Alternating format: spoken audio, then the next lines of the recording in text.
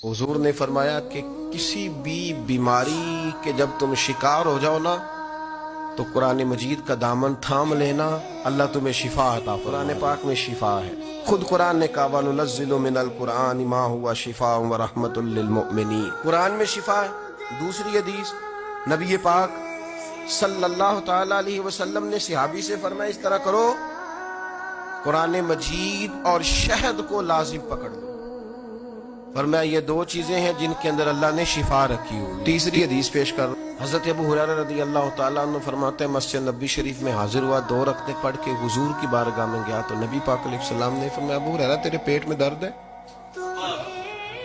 मैंने बताया नहीं, अर्ज नहीं करना पड़ा।